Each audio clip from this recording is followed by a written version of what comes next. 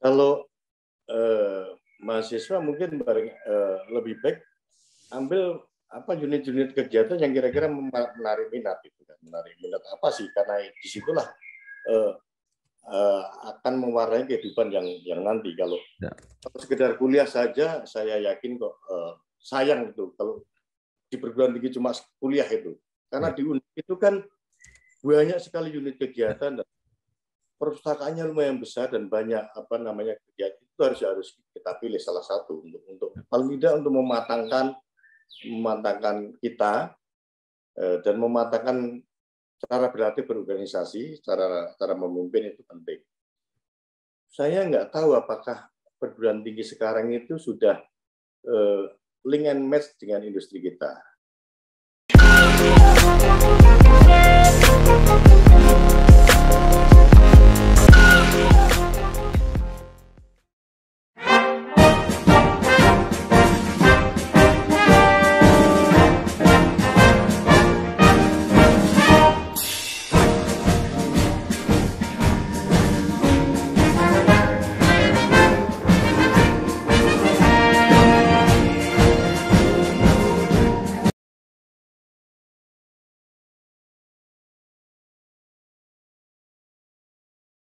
Assalamualaikum warahmatullahi wabarakatuh. Bersama saya Bambang Sadono di channel Inspirasi untuk Bangsa. Mudah-mudahan channel ini tetap bisa memberi inspirasi, motivasi, edukasi, informasi, dan syukur bisa membantu mencari solusi. Kami sedang mempersiapkan beberapa video untuk ikut memeriahkan, memperingati, memaknai arti 60 tahun Universitas Diponegoro. Nah, Universitas Diponegoro dalam usianya yang seperti sekarang ini tentu sudah banyak berkarya, banyak menghasilkan, terutama menghasilkan alumni-alumni tangguh yang berada di berbagai bidang. Salah satu adalah Pak Hedi Lugito yang sekarang menjadi komisaris di PT Pertani. Sebelumnya pernah menjadi komisaris di PT Pelindo 3 kalau nggak salah. Dan kemudian sebelumnya lagi adalah pemimpin redaksi majalah Gatra. Jadi Pak Edi ini cukup lama menjadi wartawan. Apa kabar Pak Edi? Alhamdulillah semuanya baik, Pak Bambang. Sehat ya? Ya. Lama nggak ketemu kita, sudah berpuluh-puluh tahun. ya, saya cuma lihat di grup-grup aja. ya. Nah, Pak Edi, untuk memberi motivasi ya teman-teman terutama yang generasi baru, yang muda, yang mungkin bahkan sekarang masih menjadi mahasiswa ya, yang alumni baru, mungkin pengalaman Pak Edi bisa menjadi inspirasi mereka. Bagaimana sejak kuliah, kemudian bagaimana merintis karir, dan sekarang mendapat kehormatan ya untuk duduk di pengawas atau komisaris BUMN. Nah, silakan Pak Edi cerita Pak Edi. Sebenarnya waktu kuliah ya kita kuliah saja Pak. Tapi sebenarnya kalau di Undip itu kan banyak sekali unit-unit kegiatan yang bisa kita ikuti sesuai dengan minat kita. Jadi sayang kalau cuma kuliah saja itu kalau tanpa unit kegiatan. Nah, kayaknya jalan hidup saya itu juga bermula dari ikut kegiatan mahasiswa. Sama pada waktu itu di fakultas saya kan di Fakultas Ilmu Budaya sekarang disebut itu ada majalah mahasiswa yang yang saya dirikan bersama Agus Maladi waktu itu. Kemudian saya ikut gabung ke Manunggal waktu itu pemerintahnya Pak Bambang sendiri kan. Jadi saya termasuk belajar pes mahasiswa, belajar dari Pak Bambang kan waktu itu. Dari situlah mungkin jalan hidup saya akhirnya ke pes kayak gitu meskipun kuliah. Saya kan di jurusan sejarah, tidak ada hubungannya dengan pes gitu. Tapi tanya di situ dan bertemu para senior-senior yang cukup memberi ruang bagi saya untuk berkembang, termasuk Pak Bambang, almarhum Pak Darmanto Yatman, almarhum Pak Darmanto Yatman itu memberi ruang pada muridnya dan mahasiswanya, Pak Bambang pada juniornya ya, untuk bisa berkembang luas gitu. Jadi menurut saya itu Pak yang membuat saya kenal jalan Islam.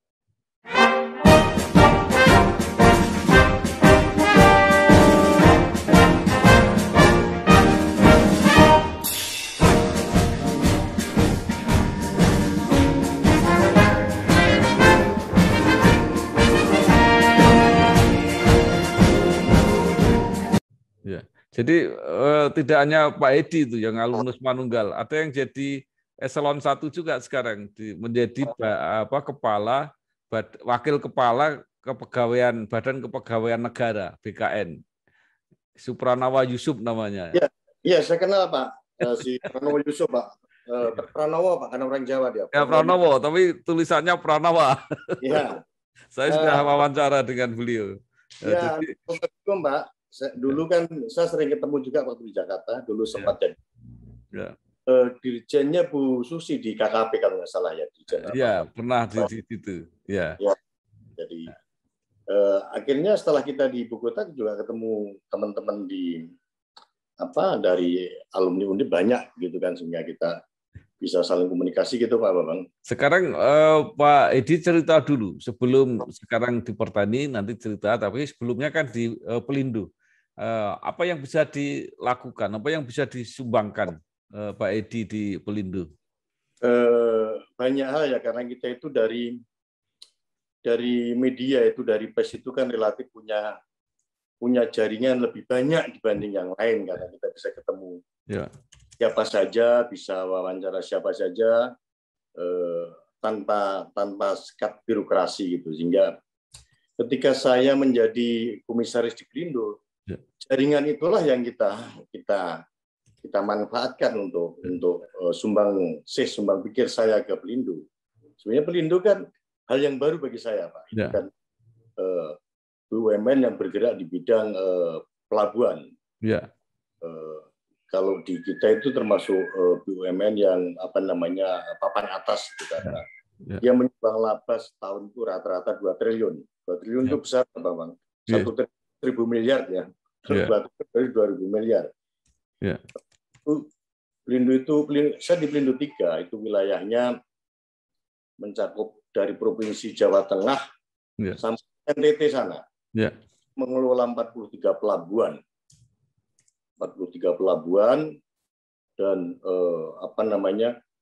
dia punya anak perusahaan itu jumlahnya 17. Cicit perusahaan pada waktu cicit perusahaan itu 5. Jadi lumayan, size-nya lumayan besar Pak, karena CAPEX-nya itu capital expenditure-nya per tahun itu rata-rata 6-7 triliun Pak, belanja modal.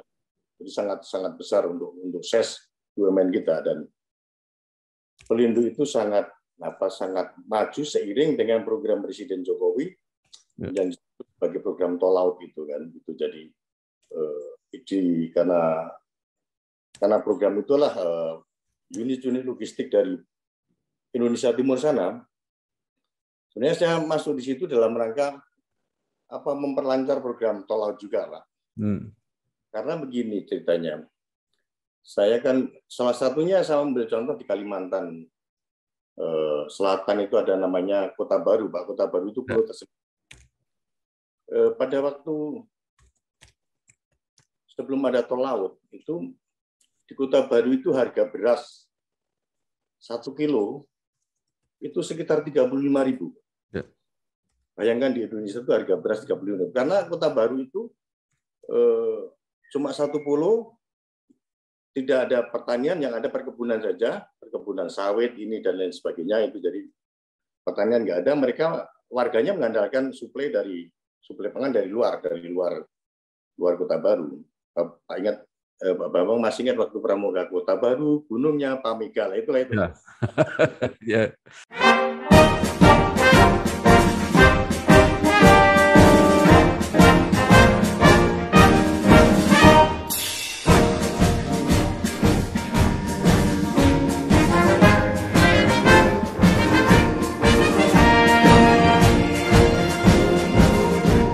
Jadi di situ tuh, setelah ada tol laut itu kan kadang-kadang kita nggak bayangkan. Tol laut itu adalah sebuah kapal besar, Pak.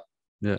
Kapal besar yang mengangkut semua kebutuhan logistik ya, baik pangan maupun untuk infrastruktur.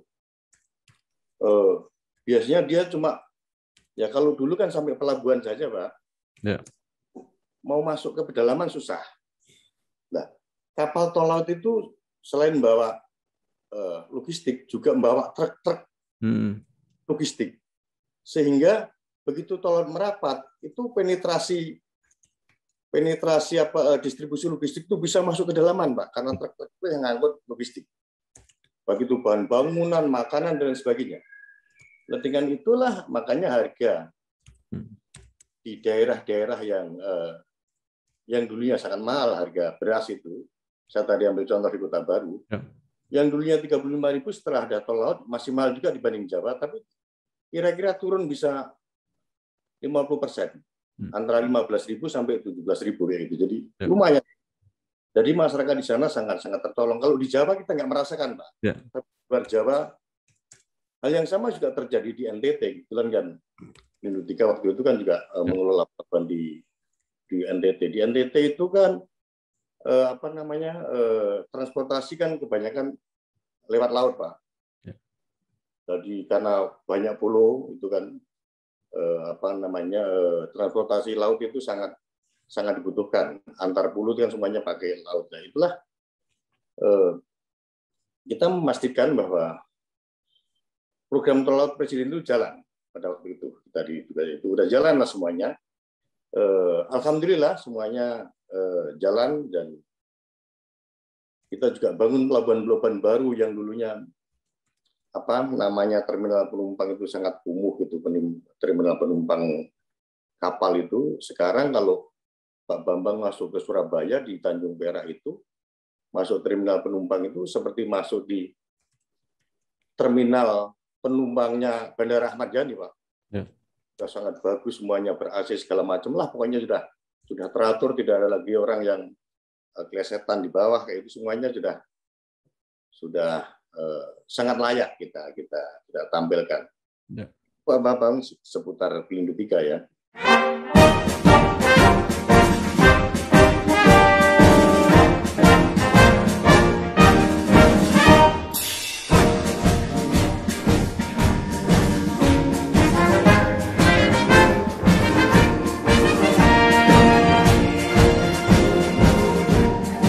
Sebelum di Pelindo kan mungkin juga menarik perjalanan sebagai wartawan tuh ya. Begitu lama dari bawah sampai mungkin terakhir kalau nggak salah sampai pimpinan umum atau pimpinan redaksi, Pak. Sampai wakil pimpinan umum, Pak. Ya. Jadi sebenarnya ya kita mulai waktu saya masuk kuliah kan, Pak, jadi wartawan. Ya. Waktu itu Mas Bambang waktu masih di Suramedika, saya diberi kesempatan untuk magang di Suramedika kalau nggak salah. Ya. Hanya saya beberapa bulan kesempatan, ada kesempatan untuk gabung ke Tempo pada waktu itu. Karena Tempo ya, saya juga belum lulus, saya masih di Manunggal waktu itu. Ada kesempatan untuk gabung ke Tempo, karena Tempo pada waktu itu pecah. Pecah, teman-teman pada mendirikan majalah editor gitu kan, sehingga butuh tenaga yang fresh, yang siap, bahasa kasarnya siap pakai lah itu, meskipun nggak sedikit ya. Salah satunya ngambil dari Manunggal, Pak, saya dan Nani pada waktu itu, Mas Bambang masih ingat itu kan ya. Hanya yang lanjut di track jurnalistik saya terus saja gitu. Dari situlah setelah Tempo dibredel, teman-teman bikin majalah Gatra, saya bergabung ke Gatra gitu, Pak. Jadi menurut saya yang menarik kalau kita jadi wartawan itu saja jaringan, Pak. Jaringan itu saya kira Mas Bro udah tahu. Jaringan itu kita bisa ketemu siapa saja gitu.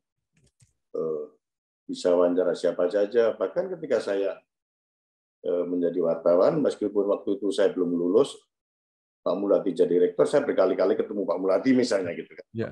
Waktu masih beliau rektor Melama Sidikan waktu pendidikan di Fakultas Hukum. Jadi dengan itulah ketika Pak Muladi dekan, akhirnya beliau jadi menteri, zaman era Pak Habibie, waktu itu Pak Muladi orang bilang sebagai super menteri, Pak. Ya. Super menteri karena beliau menjabat Menseknek, Menteri Hukum dan HAM, bahkan jadi Jaksa Agung. Waktu itu Pak Muladi, zaman Pak Habibie itu saya sebut sebagai super menteri. Dia ketawa-ketawa Pak super menteri gitu kan. Nah, jaringan-jaringan yang kita bangun dari bawah kayak gitu, itu tentu saja akan mewarnai kehidupan kita, mewarnai kepribadian kita, mewarnai kematangan kita, itu Pak. Jadi karena kita bergaul dengan banyak orang, pasti interaksi itu akan ada, Pak. Kalau kita bergaul dengan orang-orang yang pintar, pasti ada ya sedikit-sedikit ketularan pintar gitu kan. Bergaul dengan para politisi, dikit-dikit pasti ketularan politisi. Bergaul dengan para ahli hukum, ya, pasti akan menyerap ilmu hukumnya. Jadi itulah bedanya wartawan dengan yang lain. Saya kira Pak Bambang juga paham itu. Karena wartawan itu kan sifatnya generalis gitu kan. Dia tahu banyak hal, tahu sedikit tentang banyak hal gitu kan. Sedikit tahu banyak. Tapi yang sidik-sidik gitu kan. Jadi itu yang menguntungkan kita. Kalau kita diajak ngobrol soal hukum juga tahu, soal hukum ini juga paham sedikit-sedikit saja, soal perbankan, soal. Jadi itu ya yang menguntungkan kalau kita jadi wartawan. Saya kira itu mungkin juga yang dulu ceritakan Bambang pada saya waktu kita masih di Manunggal kan. Jadi enaknya itulah kalau jadi wartawan, Bu. Apalagi di Manunggal kan enak, Pak. Kita honor kan. Dapat donor meskipun cuma berapa gitu kan lumayan. Dan paling tidak buat dirokok bagi saya gitu kan. Ya lumayan bersemangat gitu. Dan ternyata itulah yang waktu kuliah itu yang menjadikan yang membentuk diri saya seperti sekarang ini, Pak.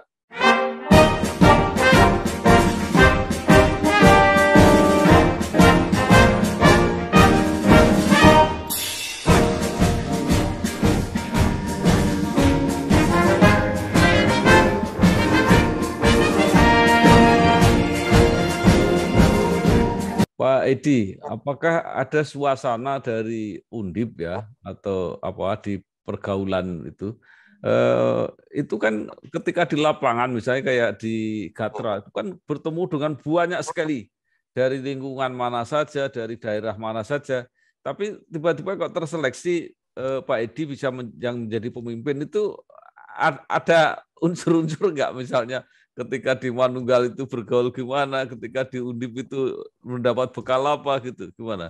Tentu saja ada, Pak, karena kan kita ini kan dibentuk itu bukan hanya sehari 2 hari, Pak ya. Bentuk dalam waktu lama gitu kan. Itulah yang membentuk kita sampai hari ini seperti apa gitu kan. Jadi tentu saja bekal waktu kuliah itu pasti akan mewarnai kehidupan kita yang pada akhirnya. Kenapa akhirnya saya sampai di Gatra? Saya di Gatra pada waktu itu, mungkin saya itu pemret Gatra paling lama, Pak. Hampir 10 tahun. 10 tahun, Pak. Itu nggak ada pemret di Gatra yang selama itu, gitu kan. Itu 10 tahun.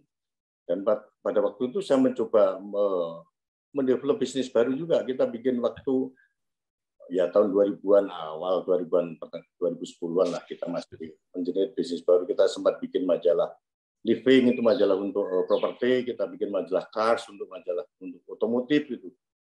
Tapi seiring dengan majunya digitalisasi ya udah itu barang-barang itu ketutup semua kan itu. Mungkin karena saya owner percaya sama saya, ya udah lu jalan terus saja. Saya jalan terus saja meskipun saya sudah masuk BUMN. Teman-teman waktu itu saya pemret, teman-teman minta Mas Edi kalau pemret yang nggak etis lah kalau jadi kerja di BUMN ya. Saya mundur sebagai pemret, Pak, kira-kira setelah 10 tahun jabat itu saya tanya sama Pak Bobasan, Pak, saya mundur ngapain nih begini nih. Tentu kamu mau jadi apa? Ya saya tetap bantu bantu Gatra, Pak. Udah kamu tulis sendiri, kamu pengen jabatan apa kayak gitulah beliau. Itulah ceritanya akhirnya saya jadi biar nggak ada beban pekerjaan banyak, saya jadi wakil pemimpin umum aja Pak gitu. Ya udah terserah kamu gitu ceritanya. Jadi itu Pak, bahwa persaingan kalau di Jakarta kan banyak pasti kan antar berkarir pastilah kadang-kadang sesama teman saling bukan saling ya, tapi saling bersaing secara baik ya, bersaing dalam arti baik ya, itu pasti kan Pak. Ya. Dan nanti alam yang akan memilih kita, apakah kita akan sampai di sana atau cukup sampai di sini kan gitu.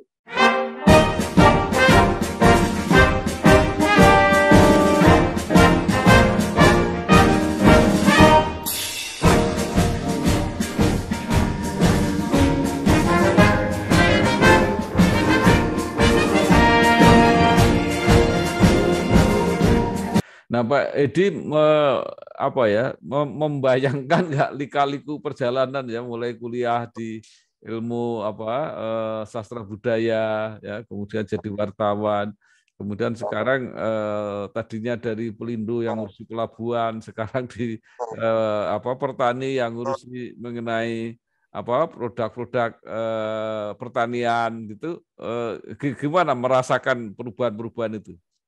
Iya, sebenarnya merasakan Pak, tapi kan yang paling prinsip kan kuncinya kita harus cepat belajar Pak, cepat belajar itu paling itu yang harus kita lakukan Pak.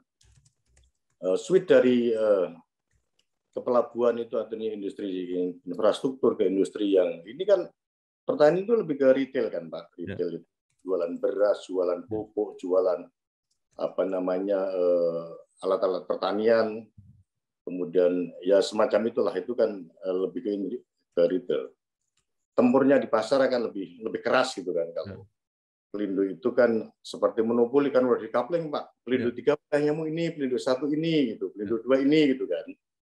Jadi kalau Pelindo 3 itu kita tinggal menaikkan performa mereka saja, karena secara bisnis mereka sudah mapan gitu. Kalau petani ini bertempur dengan yang lain Pak. Makanya sekarang ini Menteri BUMN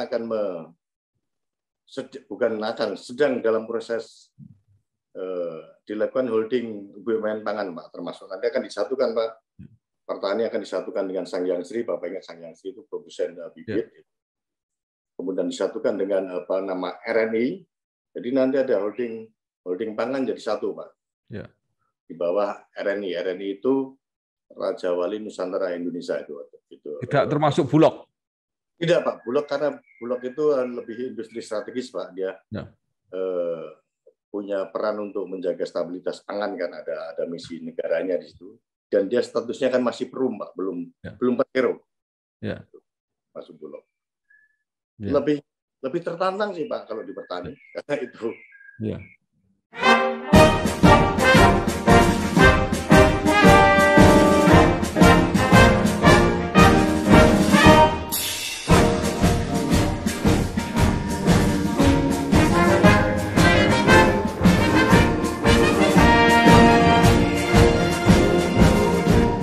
Padahal ini kan perusahaan yang sudah sangat lama sebenarnya. Perusahaan lama, tapi karena bertempur di pasar bebas, Pak. Kadang-kadang agak repot itu. Apalagi kan setelah era industri terbuka kan, Pak, era perdagangan terbuka. Ketika IMF masuk kan, salah satu syaratnya Bulog nggak boleh monopoli pangan gitu kan, Pak. Semuanya harus diserahkan ke mekanisme pasar lah. Dari situlah switch dari kultur yang dulunya sangat diproteksi oleh negara ke kultur yang bertempur di pasar bebas ini. Teman-teman itu kadang-kadang belum siap, sebagian teman-teman BUMN gitu pada siap. Nah, harus kita akui bahwa pertempuran itu harus kita hadapi gitu kan. Jadi kalau orang di swasta sudah biasa menghadapi pertempuran di pasar kan, Pak. Tapi kalau kadang-kadang teman-teman di BUMN itu yang belum bisa ada gitu kan. Jadi tapi yang sudah siap tempur kayak bank kita kan, Pak. Bank kita sangat siap tempur ngelawan bank-bank asing pun kita kan sangat kuat gitu. Perusahaan infrastruktur kita, perusahaan-perusahaan konstruksi kita itu sangat mampu bertempur dengan kontraktor asing. Bahkan beberapa BUMN karya kita sudah banyak yang bekerja di proyek-proyek di luar Jawa, ada yang di Dubai, ada yang di Vietnam, ada yang di Kamboja, mereka mengerjakan proyek-proyek infrastruktur di sana, seperti Adikarya, Wijaya Karya, kemudian Waskita, PP sudah mengerjakan infrastruktur di sana. Jadi itu Pak, ada BUMN kita yang benar-benar siap tempur, ada yang belum.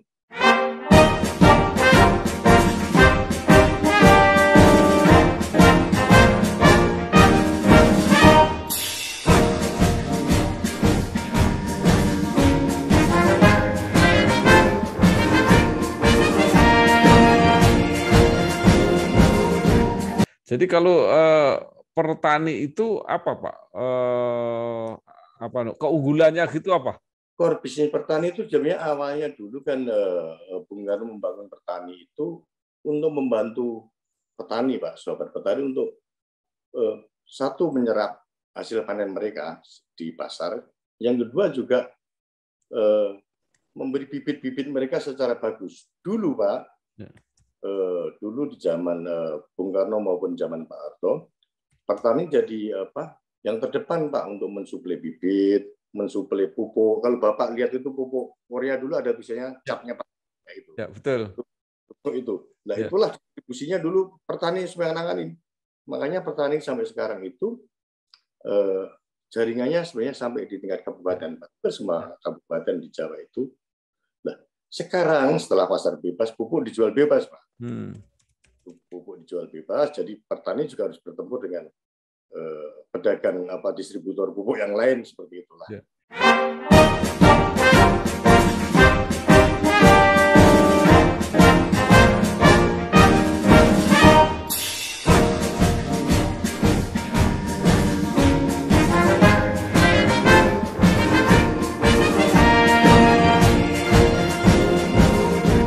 Tapi sampai sekarang masih mengurus pupuk, Pak ya? Masih ngurus pupuk, terutama pupuk subsidi untuk petani, Pak. Oh. Pupuk subsidi dan pupuk industri. Jadi petani kita sekarang masih disubsidi pupuk, Pak. Harganya lebih murah dibanding pupuk industri, misalnya yang pupuk yang kita jual ke perusahaan sawit itu lebih mahal pasti dibanding pupuk yang kita jual ke petani. Harganya tergantung di daerah mana gitu kan gitu. Jadi petani mengambil dari produsen pupuk BUMN juga. Betul Pak, dari produsen pupuk. Kita kan banyak pupuk, ada pupuk Iskandar Muda, ada pupuk Jaya, ada pupuk Kujang, ada Petrokimia Gresik itu kan. Dari situlah mata rantai, karena yang punya mata rantai distribusi di antaranya petani, ya petani yang melakukan distribusi Pak.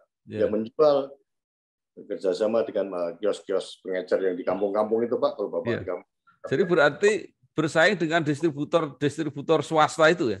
Betul. Jadi bertemu di situ Pak. Itulah yang dituntut teman-teman di petani itu harus lebih melakukan penetrasi lebih dalam lagi ke pasar gitu. Ya. Sudah pasar bebas.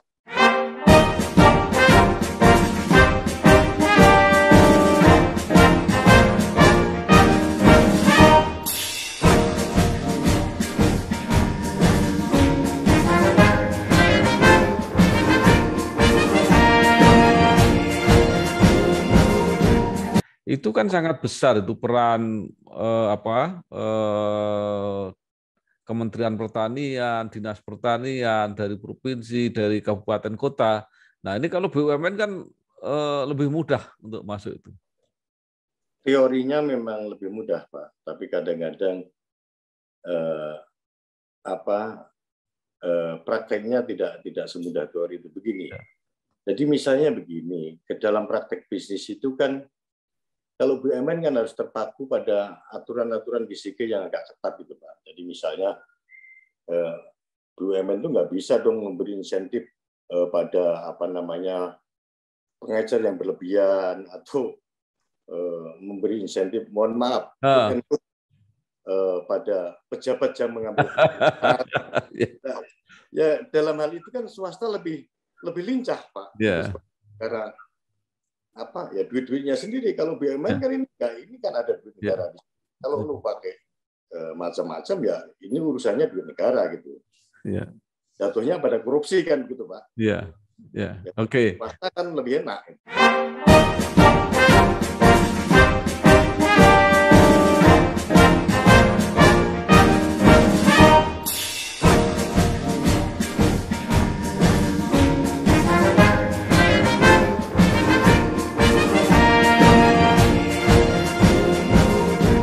Ya. Nah, sekarang kalau itu produksi beras premium ya, kelihatannya yang dilakukan itu ya. Seperti apa itu?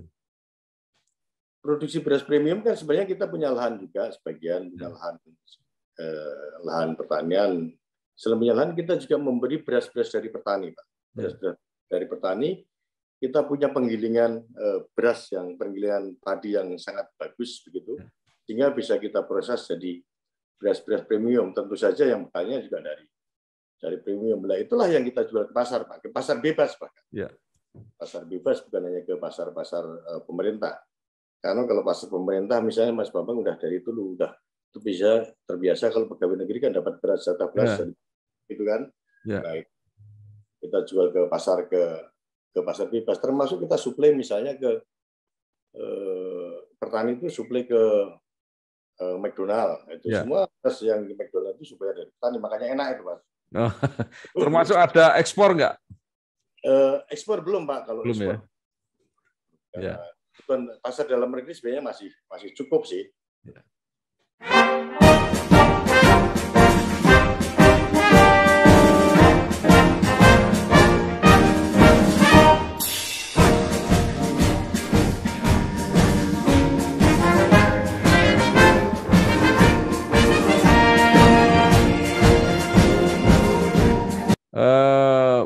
Baik, Pak Edi. Nah, sekarang apa saran? Ini kan Pak Edi berkarir kan siksak gitu ya, dari pendidikan di kampus dengan itu kan agak jauh ya. Itu kan sama dengan saya itu. Saya belajar hukum tapi saya lebih banyak di jurnalistik ya.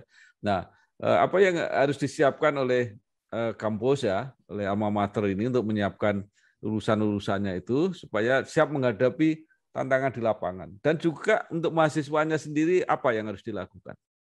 Kalau mahasiswa mungkin lebih baik ambil unit-unit kegiatan yang kira-kira menarik minat itu kan. Menarik minat apa sih? Karena disitulah akan mewarnai kehidupan yang nanti. Kalau sekedar kuliah saja, saya yakin kok sayang itu kalau di perguruan tinggi cuma kuliah itu. Karena di UNIF itu kan banyak sekali unit kegiatan dan perpustakaannya lumayan besar dan banyak kegiatan itu harus kita pilih salah satu untuk paling tidak untuk mematangkan kita dan mematangkan cara berlatih berorganisasi, cara memimpin itu penting. Saya nggak tahu apakah perguruan tinggi sekarang itu sudah link and match dengan industri kita. Ya. Jadi karena lama nggak masuk kampus, Pak. Jadi kita sulit menyarankan kalau belum dilakukan, Pak.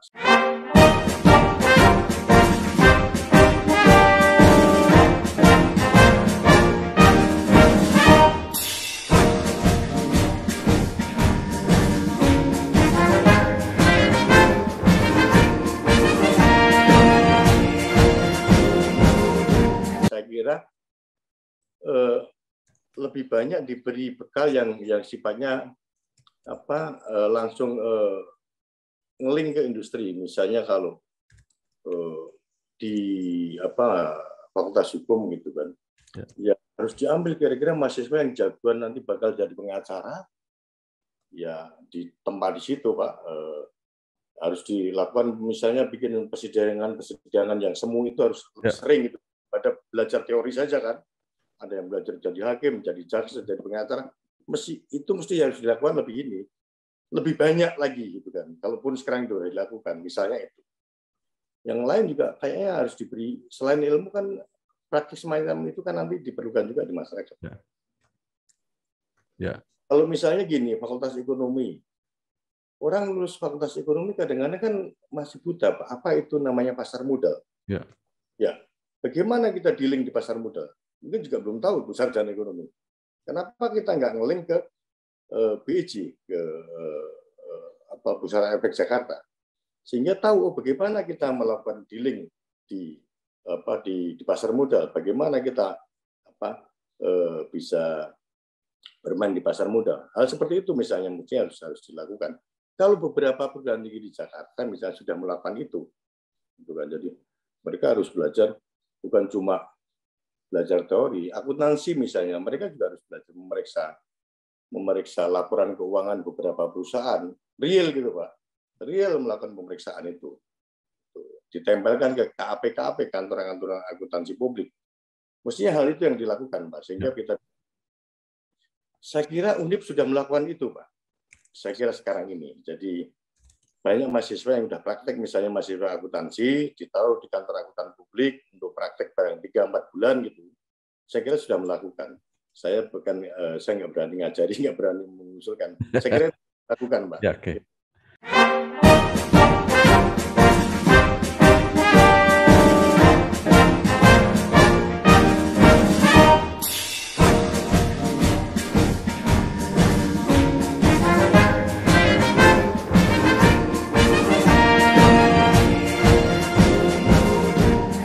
Ya, terima kasih sekali Pak Edi Lugito, ya, yang sekarang menjadi komisaris di PT Pertani. Sama-sama, Bang. Ya, yang dulu pernah di komisaris PT Pelindo 3, lama jadi wartawan, jadi pemimpin redaksi dan wakil pemimpin umum di majalah Gatra. Ya, mudah-mudahan apa yang disampaikan berguna, bermanfaat untuk kita semua, khususnya bagi alumni, bagi alma mater, dan Pak Edi selamat bekerja, sukses, selamat berjuang terus. Jangan lupa kepada alma mater, kepada adik-adik yang memerlukan inspirasi dan bimbingan. Matur nuwun, wassalamualaikum warahmatullahi wabarakatuh. Waalaikumsalam warahmatullahi wabarakatuh.